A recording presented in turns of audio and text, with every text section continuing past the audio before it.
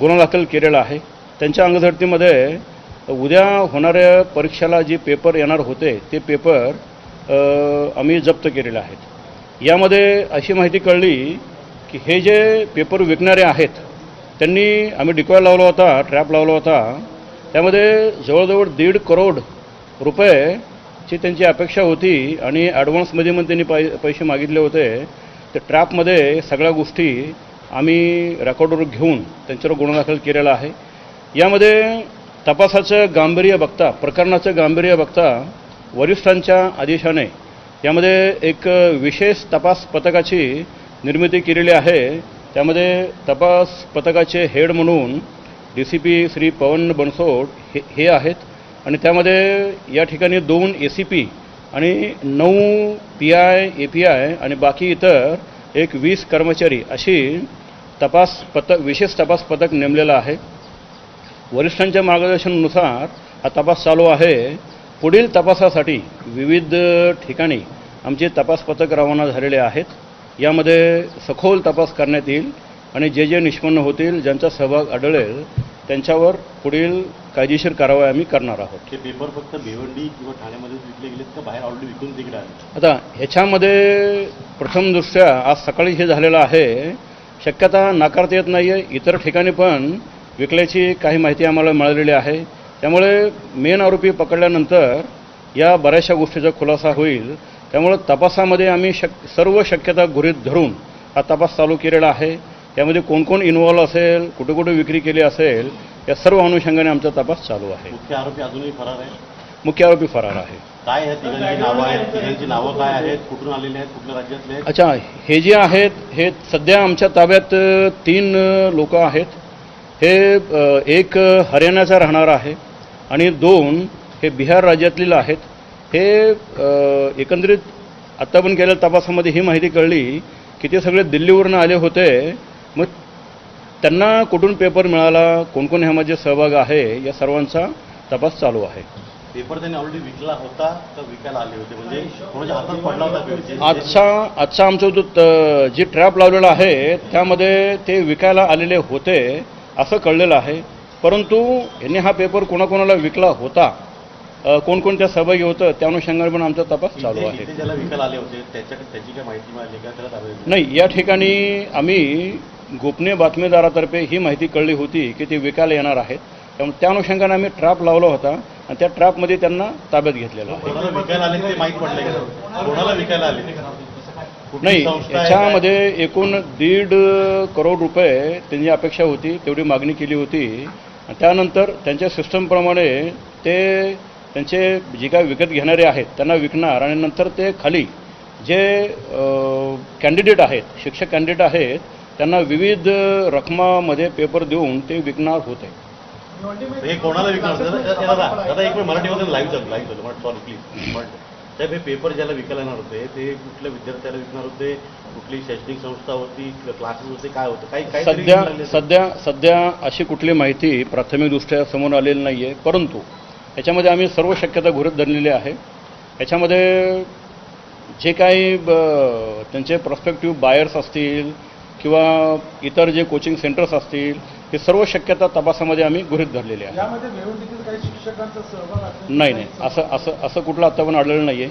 हे जे पेपर होते, हे पेपर जे होते हे दिल्लीवरनं ते लोक घेऊन निघाले होते। हे फक्त भिवंडीपुरते मर्यादित नाहीत।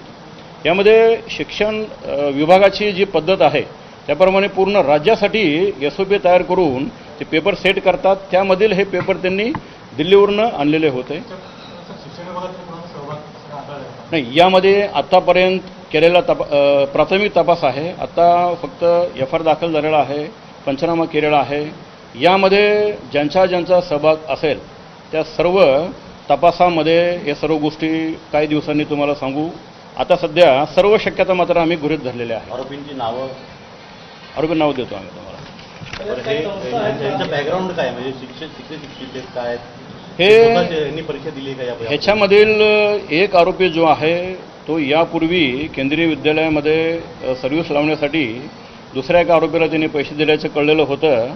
त्यानंतर इतर पण आरोपी हे जे आहेत यापूर्वी एक वेळा परीक्षा दिलेली आहे, ते नापास झाले होते आणि हे जे आरोपी आहेत यांचा पूर्व इतिहास, यांना कुठून मिळालं ते पण आम्ही सर्व माहिती आम्ही घेणार आहोत. बिलकुल शक्यता नाकारता येत नाही आहे, कारण ज्या तऱ्हेने हा एवढा गंभीर प्रकार झालेला आहे त्यामध्ये टोळी असू शकते. त्या अनुषंगाने पण आम्ही विविध कलम पण लावलेले आहेत आणि त्या अटक करण्याची आम्ही कारवाई करणार आहोत.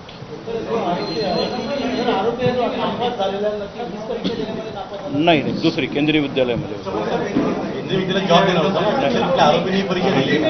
त्यातल्या कुठल्या तिन्ही आरोपींनी यापैकी कुठली परीक्षा दिली आहे का? नाही, आतापर्यंत नाही आढळलेलं.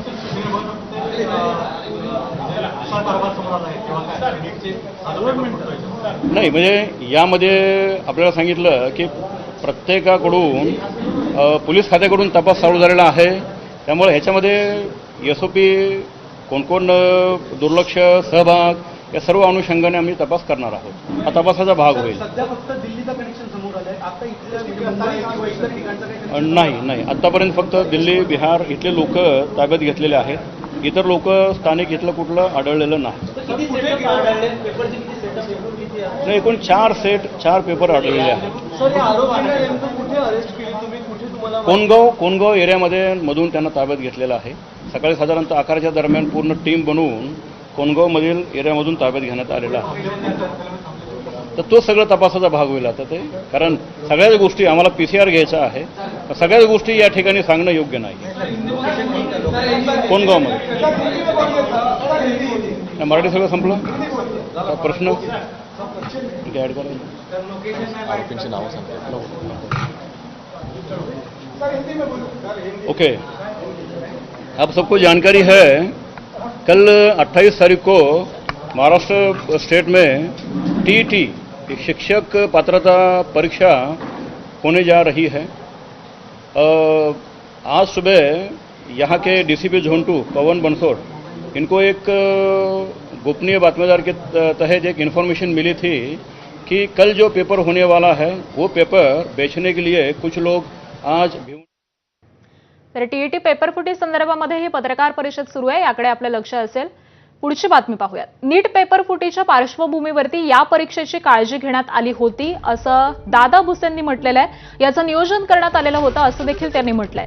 मुख्यमंत्री, उपमुख्यमंत्र्यांकडून या प्रकरणाची दखल घेण्यात आलेली आहे. संबंधितांवरती योग्य ती कारवाई केली जाईल अशी प्रतिक्रिया मंत्री दादा भुसेंनी दिली आहे. मला वाटतं की ही गंभीर बाब आहे. याची शासनाने गंभीरपणे नोंद घेतलेली आहे. माननीय मुख्यमंत्री महोदय, माननीय उपमुख्यमंत्री महोदयांनी पण याची गंभीर नोंद घेतलेली आहे.